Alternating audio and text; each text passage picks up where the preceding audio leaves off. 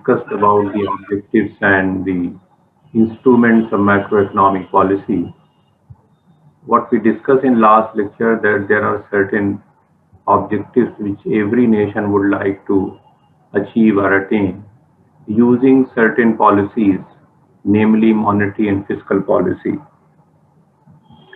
Today I will discuss about a very important concept in macroeconomics, which can enable us to understand what are the various actors in macroeconomic economy and how they interact.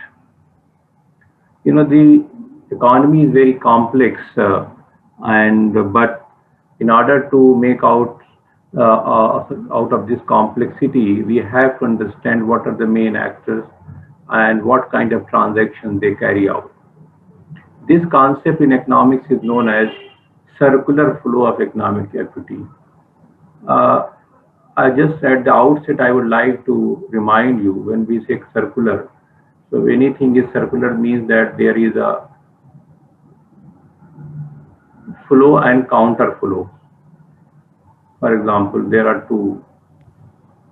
So it is like one transaction and then there is a counter flow. So normally, so that is why it is depicted in that way. But even if it is not made in circular way, the meaning of circular is that there is a flow and counter flow. In some cases, it may not be that, which I will explain to you. What it try to explain that when there is a flow and counter flow, then it means that these two actors, let us say A and B, they are interdependent, and because of this interdependencies, uh, the the affairs of the economy, for that matter, or for other transactions, are affected. So this is just a brief idea about why we use the word circular. Now, as I said, that economy is a very complex. So in order to understand the anatomy of the economy,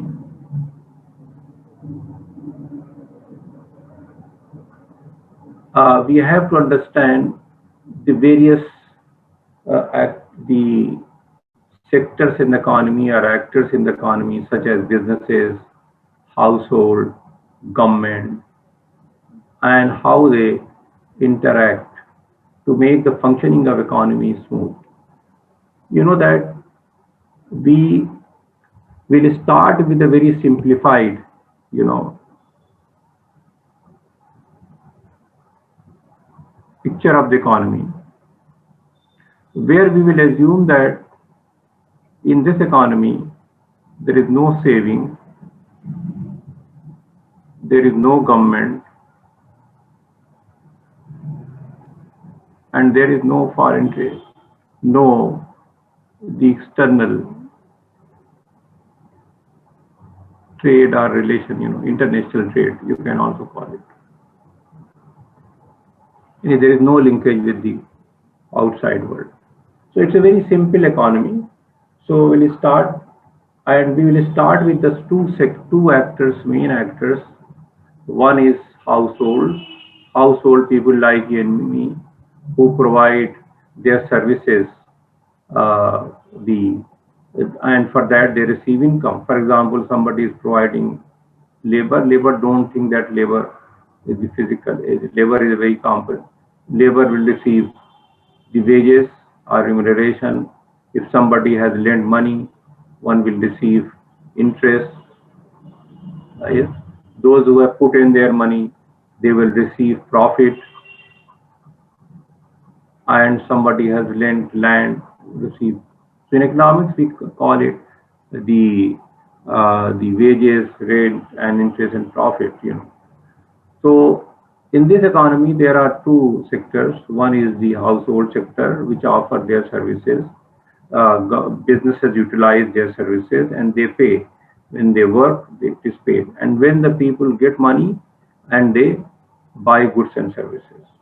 Uh, so let us start with the very simple situation here. You can have a look here.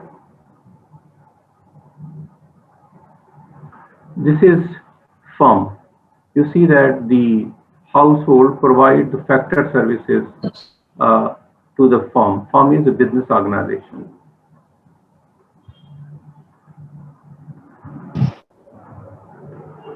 And when the business organization they receive it, then business organization provides money, maybe in the form of wages, in or interest, or for receiving this service.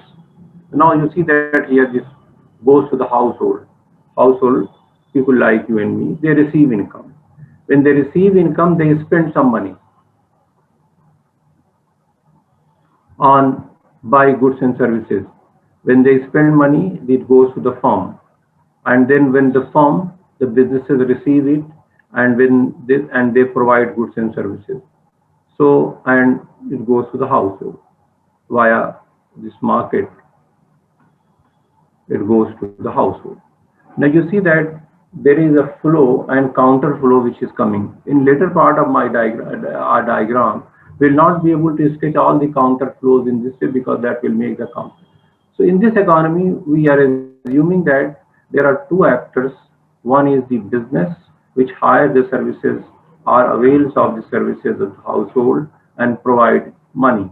And this money is used by the household for purchasing goods and services. And here we are assuming that the entire income, the money received is spent and there is no saving. So there is no problem. Whatever income they receive it, businesses find that all the goods and services they have produced it, they are sold off. We'll see national income why this will be so, because there if it is, but this is not a real picture of the economy. A part of the income is saved, not entire amount, and that part may flow into the financial market. Or we may have another actor which may be there, government. For example, whatever income is received here, a part is taxed by the government. So it is a leakage. So some part goes out in the form of saving and some part may be taken away by the government. So let us bring those two actors also in the picture here.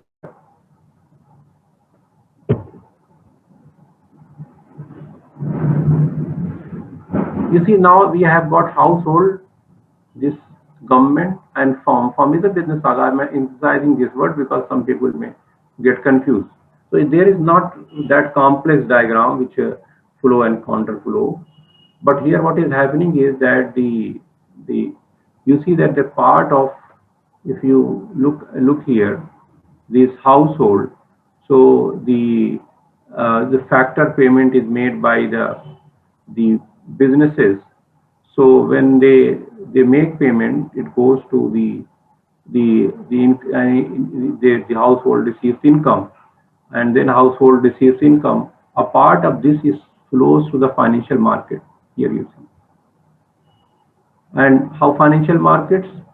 We use a generic term like all the banks, financial other intermediaries, mutual funds, they mop up the saving and it goes to the financial market. So, and here the government is also there, you see. When government taxes, for example, we may have a counter flow like this. Government put taxes and the receipt is received, but it has not been done here in that way. So government also taxes the household. A part of the income of the household goes to the government. Now you see that the financial market and from here the public saving, that is the saving, also may be invested in the financial market by the government. So it also, there is a loop here. So, and from the financial market, when the saving is mopped up, then then investment is made in the machineries and equipment for further production. So this, you see that from financial market, this part here is coming. So what is happening is that you see that there are various kind of interactions which are taking place here, and but it's also not the complete picture yet. The complete picture is that here there is no relationship shown with the external sector, that is foreign trade, because we export and import also. So when we export and import, there is a linkage. So, what I'm trying to explain here is that we have brought in the picture the government and the firm, and what I was pointing out, that not the entire income is spent by the household on goods and services. That is why the inventory of the business may not be sold completely. There a part of that goes in the form of saving, and that is mopped up by the financial market. And financial market encompasses all the banks, FIs, and other institutions.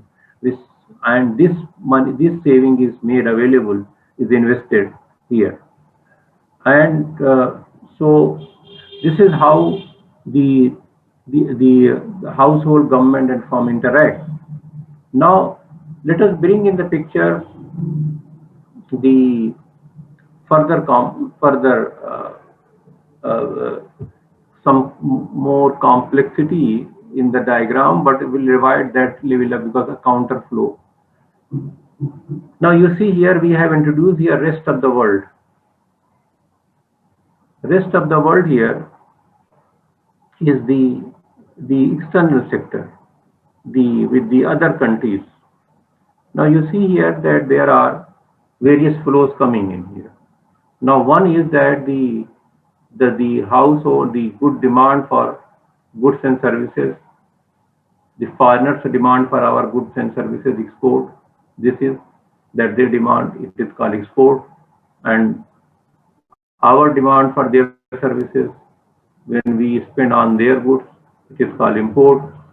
Similarly, the financial market can also borrow money, for and foreign borrowing come to the from the here financial market, and it goes here in this arrow. So the companies raise money, and similarly other can foreign lending and purchaser stock can also come here. So these like FIs and other investment which are made are like that. So here goes. Similarly, the foreign borrowing that the Indian companies can also raise money.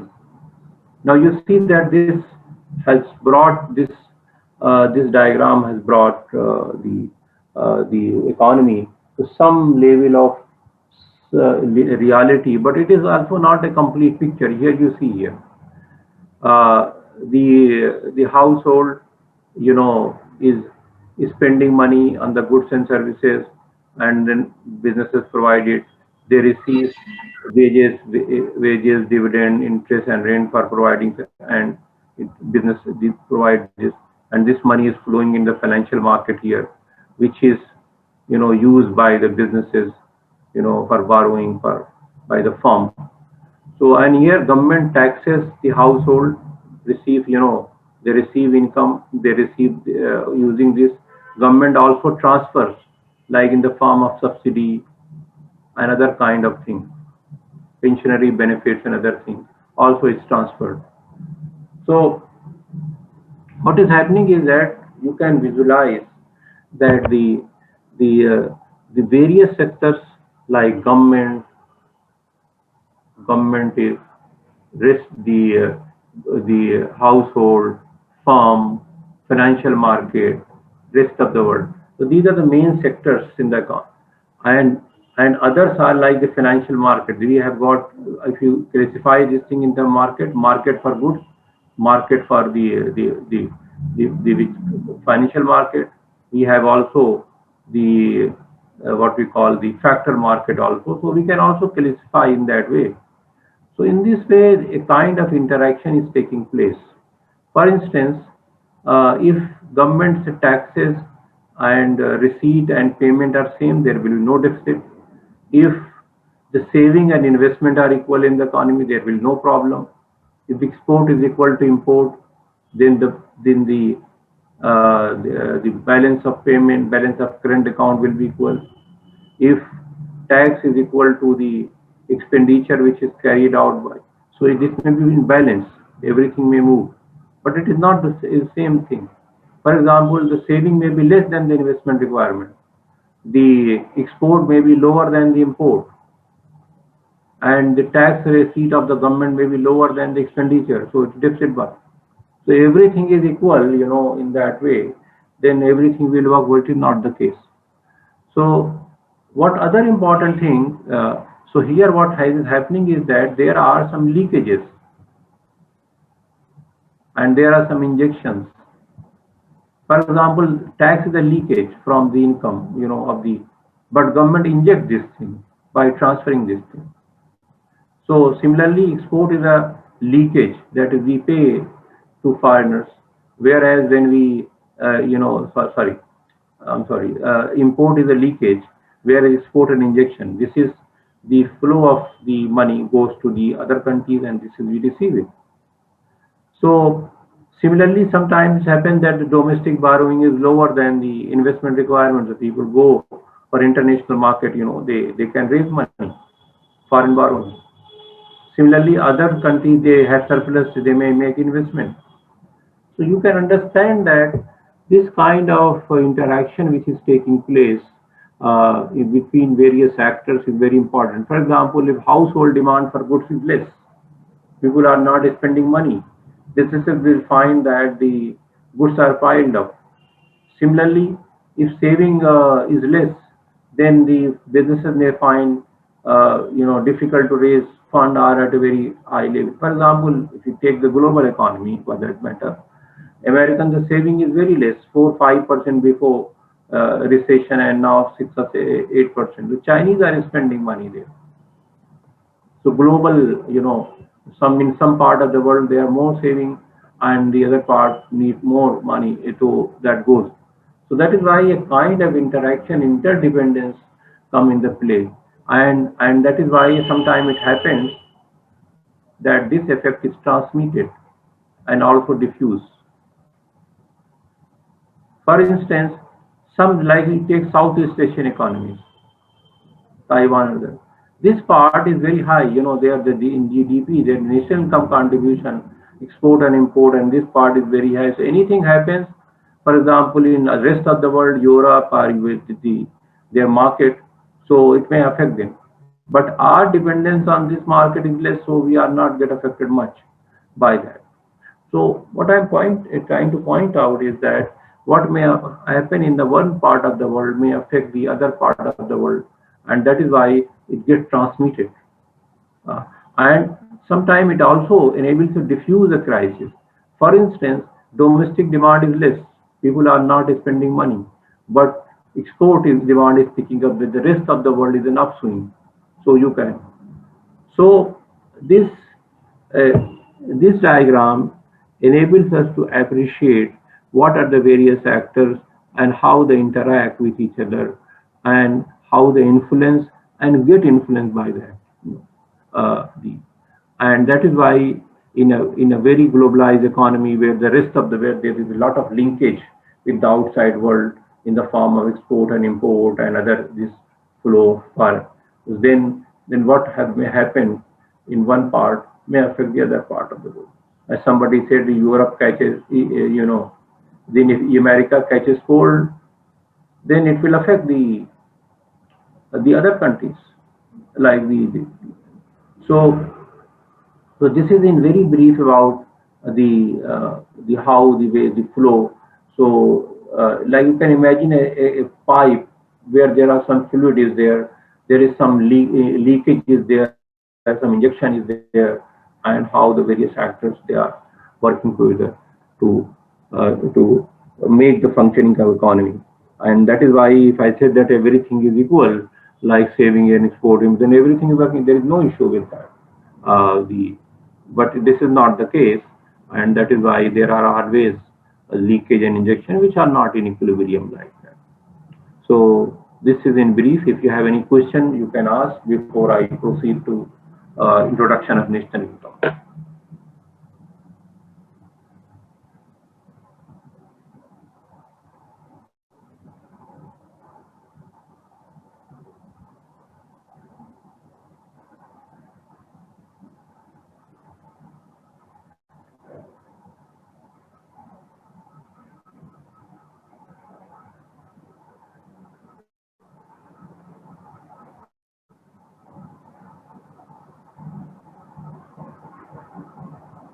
Okay, if you do not have a question, we will proceed to the very important concept of national income Technically speaking, it is also known as GDP or GNP or other. I'll discuss this distinction between these concepts. You know that, as I told you in my first lecture on Monday yesterday, that one of the major objective of a nation is to achieve high level of output, and this is measured through national income, GDP. Other concepts are there, national income, and this concept of national income is very important. So what I will do that I will take a definition of national income, then I will try to tell you how national income is measured, and then we'll try to look at other implications. What are the various uh, aggregates of national, like net is there, at factor cost, at market price, and so on and so forth. And lastly, we will see some of the issues with the national income calculation. So now, before early 90s, the 20s, we did not have a concept of a scientific way to measure national income. The the scientific method to measure national income and the methodology and its development goes to Simon Kuznets, who was Nobel Prize in Economics winner economy. You all know that the Great Depression of 1930s, and you know that if you do not have a measure that whether the economy is performing well or not, then we unless we have some measures, we cannot take steps to revive the economy. So Simon Kuznets actually came out with a scientific method, which is by and large used today, even there are modifications which are carried. Now, according to one economist, national income is the most important invention after fire and wheel. You know, the invention of fire and wheel led to the uh, development of civilization. Similarly, the concept of national income is also considered akin to the development of these things. Now, what is national income? National income can be defined as the aggregate money value of annual flow of final goods and services produced in a country in a year. Now, these words are important: aggregate money value, flow, annual flow, final. Now, in an economy, there are myriads of goods and services which are produced. Some are in meter, some are in liter, some other. So what we do here, in order to understand, in order to calculate, compute national income, we try to bring all this using the measuring rod of money. Diverse outputs are there. So the quantity multiplied by the market price of those goods. Then there is one more thing which is important, that we take the value of final good, not intermediate good. And if we take it, then there is a method to subtract. For example, a tire is used, tire is manufactured. If it is used in a car, then if you take the value of car, it will include all the components which are there. But if you try to find out the value of tire, number of quantity of tire produced, number of tire, then there will be duplication. Then national income is measured over a period of time, that is usually it is 1 year horizon. So let us go further and try to understand. For instance, in economy, assume that the three goods are produced. This no, uh, you know, uh, That Western example I have given, you can put Indian example as well. Okay, so hardly makes any difference. So assume that these three goods are produced. 50 is the quantity, and so on. So what we do that we multiply this by the price, and we say that the GDP is this much. But in real economy, there are large number of goods and services, but the procedure is same.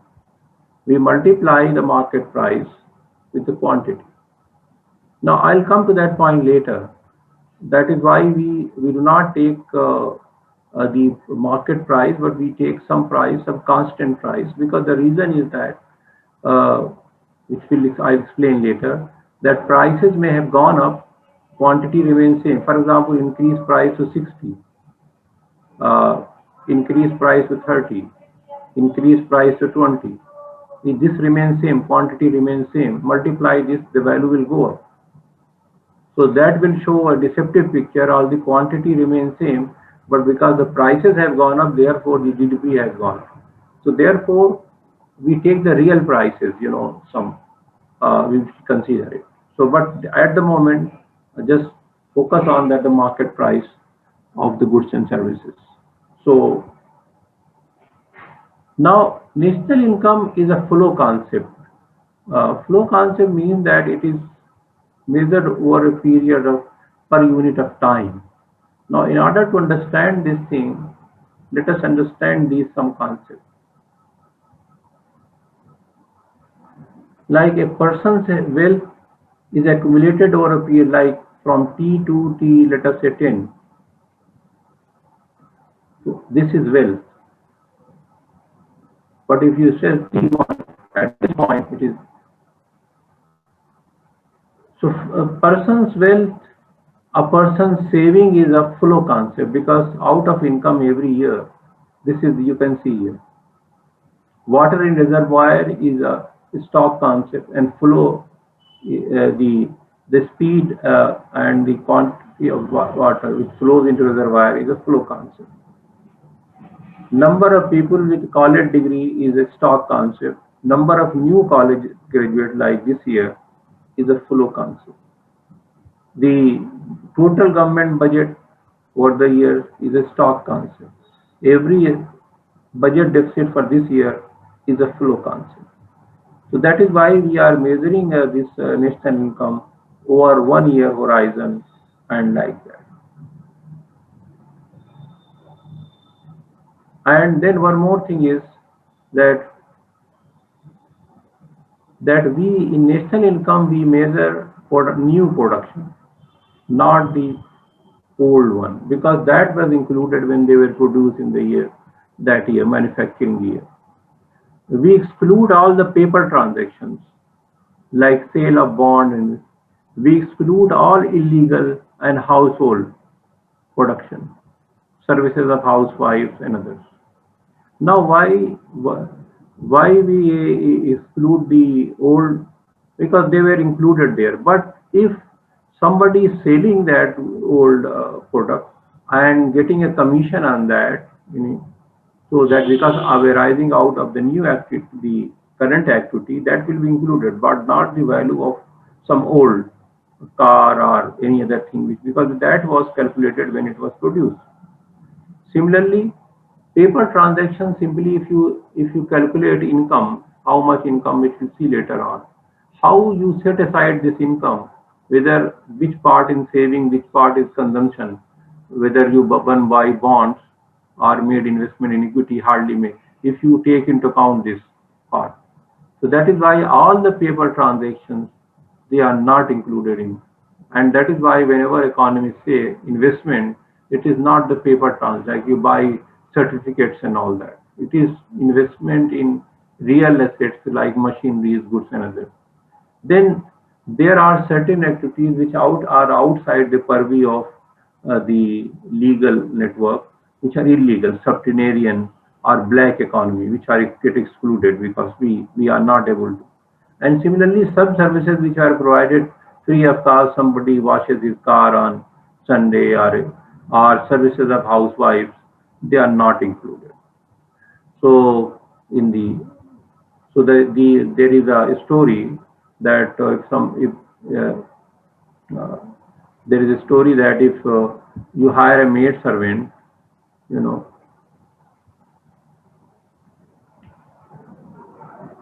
then the services are made permanent, the money which is will be made will be included, but it's informal economy for that matter. So the which are not everything comes in that, but if by fortunate stroke of luck or unfortunate stroke of luck, the the owner of the house marries the maid servant, then she will continue to perform the same services, but it will not be included in the GDP. So that is why sometimes women organization they ask that why their services are not included. The reason is not only but there are some social reasons as well. For example, given the media in our country, the it will not be that national income tries to measure the change in output. It will never be the case that the all the males will be in kitchen and female will be out. So there will be no major change like that. But this is not to disregard the services. So there are some improvement later on, like the some adjustment which has been suggested, which I will discuss later on in the last part of my lecture. Then one more thing which I told you that I have already in the beginning explained to you. All the intermediate goods are not included. Tire, I have told you that I'm sorry. This double counting. For example, bread. If you take the value of bread, it will include the value of wheat included. Car will also have the value of steel. So that is why all the intermediate production they are not included in national income like that. So, and if intermediate production is there, then there is a way out that we try to look at how much value addition is done.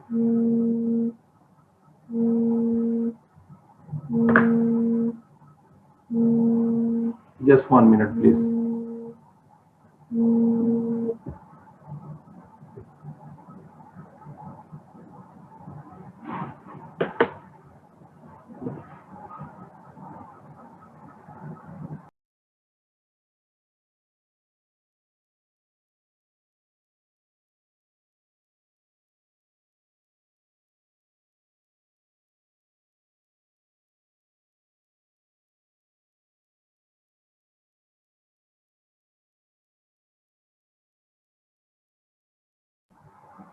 For example, if there is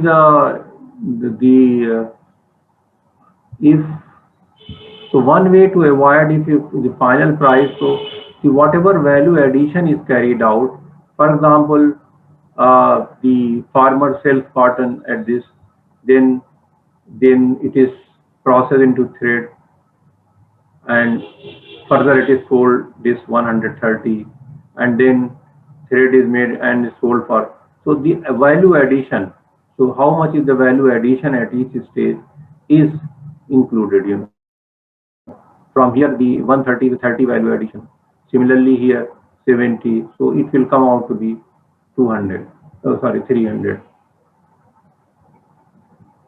So so uh, the value addition at the, for example, wheat is converted into flour and then finally sold to baker who converts it. So in that way. So let us recapitulate what I have discussed till now. I started with this definition.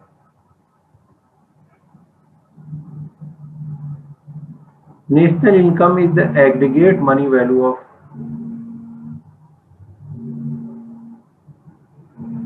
all the final goods and services, annual flow of final, not the intermediate.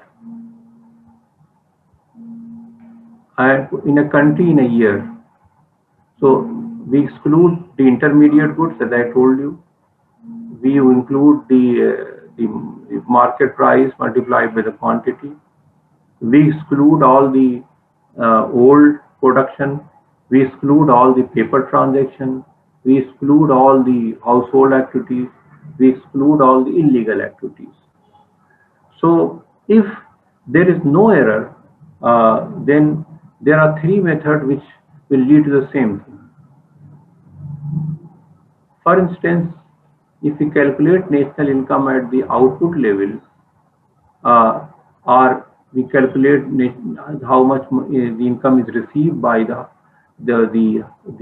various actors in the economy, and how much is spent. Output leads to income, income leads to expenditure.